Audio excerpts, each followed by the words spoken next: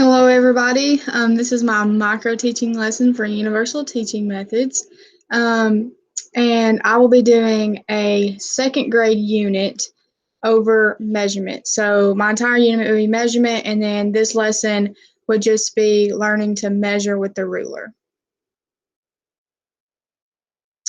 And then the standard for this lesson is measure the length of an object by selecting and using appropriate tools such as rulers, yardsticks, meter sticks, and measuring tapes. And then the central focus, or the big idea of the lesson would be, why is it important to correctly measure the length of an object using a ruler? So that would be our overall question that we are trying to answer throughout this lesson. And then our 3 lesson objectives would be, students will be able to measure the length of an object with their ruler with 80% accuracy. And then students will be able to correctly identify the difference between inches and centimeters 9 out of 10 times. And then students will be able to recognize when to use inches or centimeters with 80% accuracy.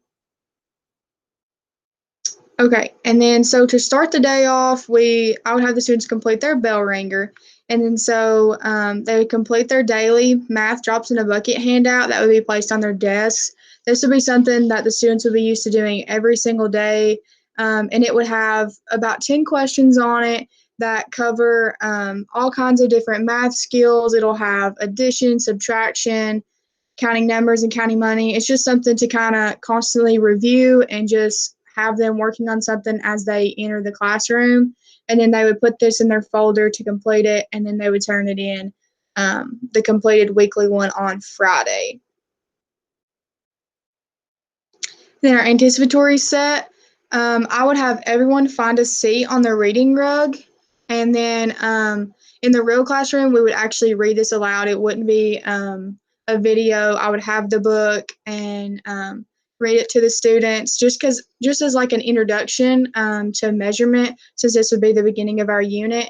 And I would ask them questions throughout the book and just kind of get them thinking about measurement and inches, especially because we will be using rulers today. But since I don't have this book, I will let you guys listen to a read aloud of it.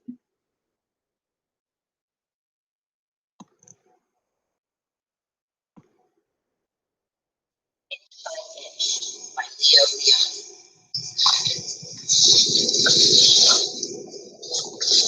Inch by inch.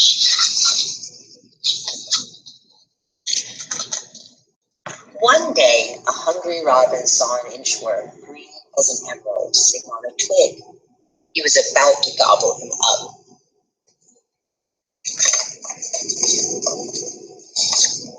Don't eat me. I am an inchworm. I am useful. I measure things. Is that so? Said the robin. Then measure my tail.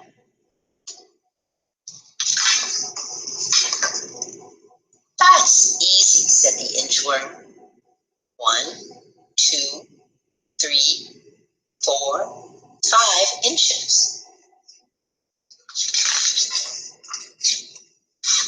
Just think, said the robin. My tail is 5 inches long. And with the inchworm, he flew to where other birds needed to be measured.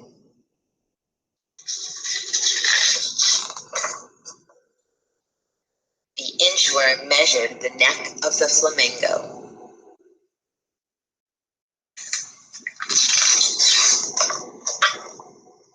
He measured the toucan's beak.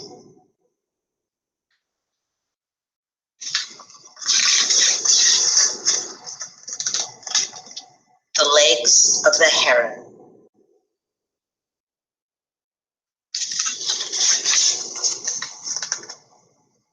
The tail of the pheasant.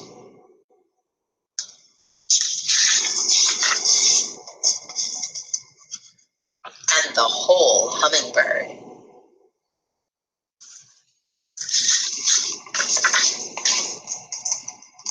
One morning, the nightingale met the inchworm. Measure my song, said the nightingale. But how can I do that? Said the inchworm. I measure things, not songs. Measure my song or I'll eat you for breakfast, said the nightingale. Then the inchworm had an idea. I'll try, he said. Go ahead and sing.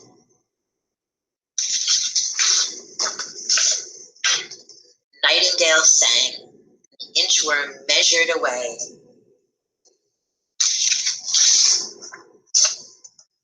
He measured and measured.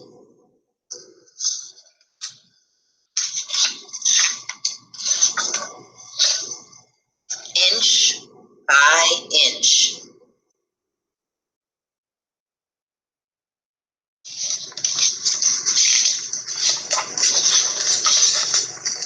Until he inched out of sight.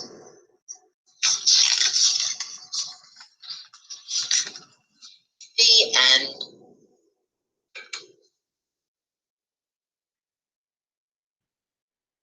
Okay, so that would just been a good little book to kind of get them thinking, just a good starter book for the unit. And then after this, I would have them all go back to their desk for instruction time.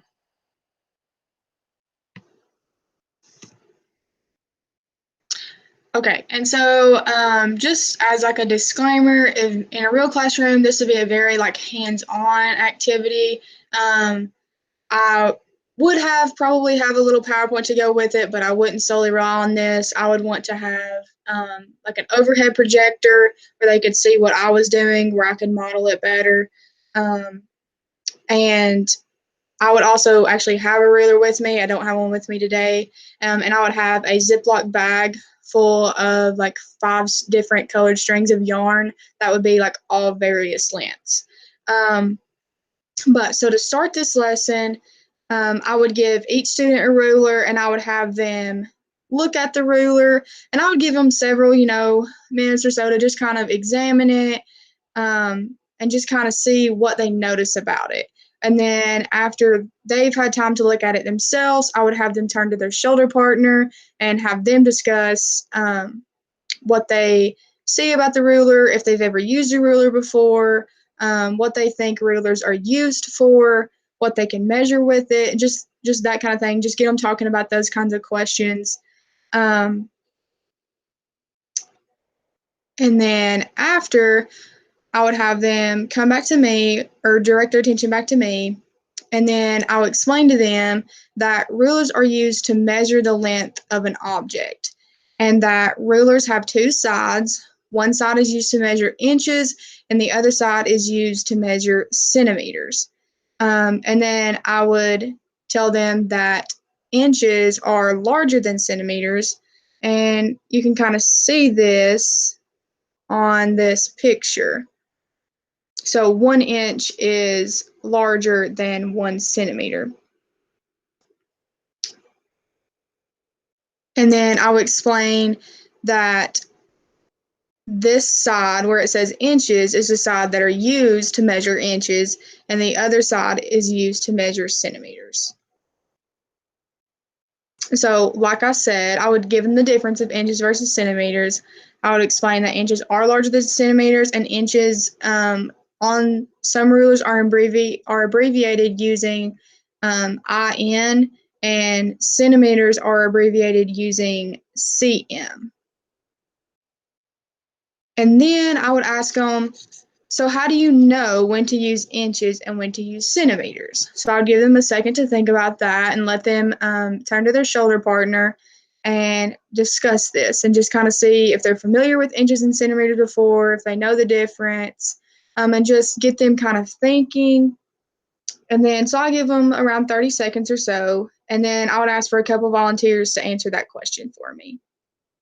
And then after they give their thoughts, I would explain to them how you actually need to know when to use inches and when to use centimeters. That inches are used to measure larger objects, and then centimeters are used to measure smaller things. And then we would discuss how to use a ruler. And so I would explain that how to use a ruler, you have to lay the object flat on a surface, and you need to measure the top left corner of the ruler needs to be even with the start of the object. So it needs to start at 0. And then for this lesson, because it's new, we would only use whole centimeters and inches. And then at this point, I would pull out my own Ziploc bag full of yarn, and then I will model to the students how to properly line up the ruler with the yarn, and I will show the students how to place their finger on the top of the ruler where the line ends, and whichever mark the yarn ends on will be the yarn's measurement. And then I will demonstrate how to do that properly for them, and then we would start doing it together as a class. So then I would give them all Ziploc bags full of yarn. They would be different color pieces of yarn, and they would all be measured out. There are various lengths, but each person would have the same, like, for example, the blue yarn in each bag would all be the same length. So the different colored yarns are measured at a different length, but they're all the same for the class. So every class, or all the students should have the same answer. That's what I'm trying to say. So I would have them open their Ziploc bags and measure the blue piece of yarn using inches with me. So I would do it, and I would tell them to do it with me. I would have my ruler hopefully underneath like an overhead projector so where they could see me doing it, and I would say, okay, follow along, do this with me, and then we would come up with an answer together, and then talk about it, see if everyone got the same thing. If they did, we'll do the thumbs up, and if they didn't, we'll do a thumbs down.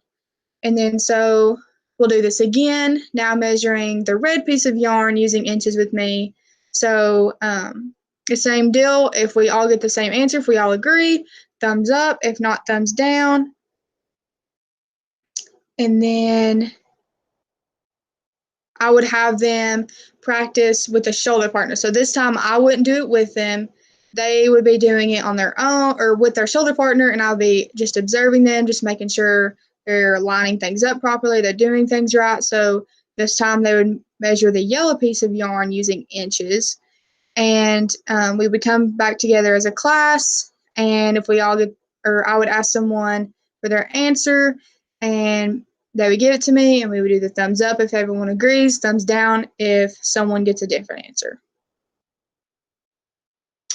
And then I would have them practice it by themselves. So now they're not using their shoulder partner, they're only using themselves, and they would measure the green piece of yarn using inches.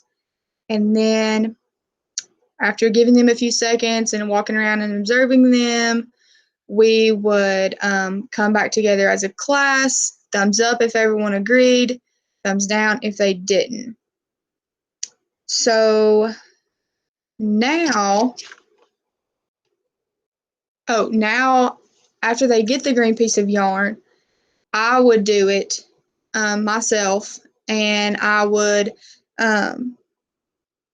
underneath the Elmo, I would line the ruler up, and I would ask them and measure it. I would ask them if I'm doing all the steps properly. Did I line it up correctly? Did I use my finger? Am I using inches when I'm supposed to? If I'm doing all the things correctly, then it's a thumbs up. If I'm not, then thumbs down.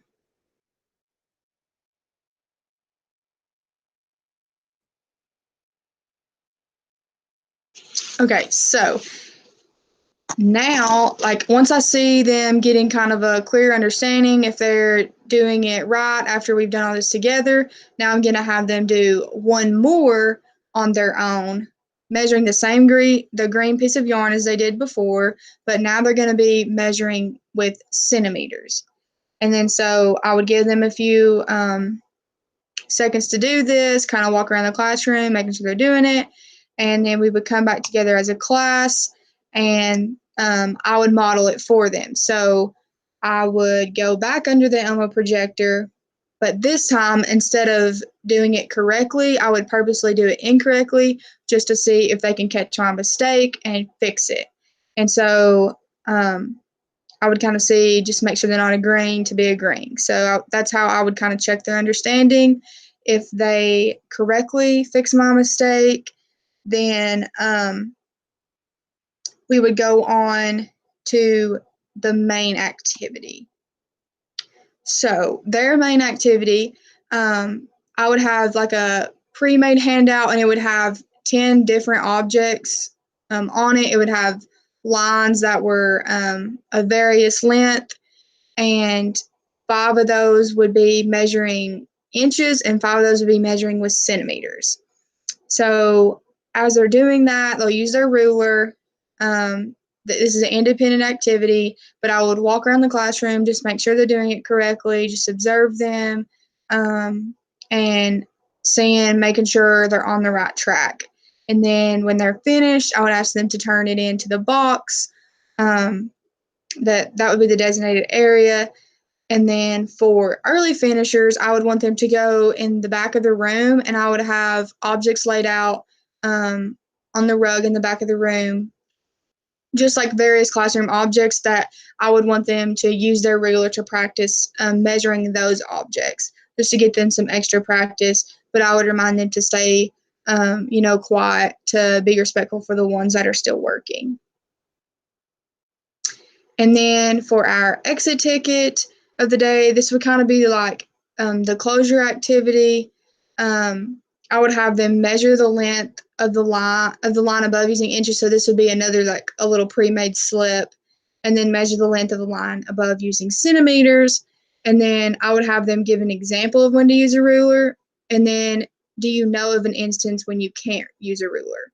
So I would have them answer these questions, and before the lesson was over, we would kind of like answer these together they would answer them on themselves, and then we would discuss it as a class, just to make sure they're getting the right answer, and just kind of just be able to wrap up and talk about what we've discussed in the lesson. And then the question number 4, do you know of an instance when you can't use a ruler, is going to lead into our following lesson, when we're using things like measuring tapes, yardsticks, meter sticks, and those kinds of things for larger objects, and just kind of get them thinking about that, and realizing that, okay, maybe you actually can't use a ruler to measure everything. There's some things that you need a measuring tape for, or something larger. So that'll just kind of get them prepared for the next lesson. And that would be everything. So that is all. Thank you.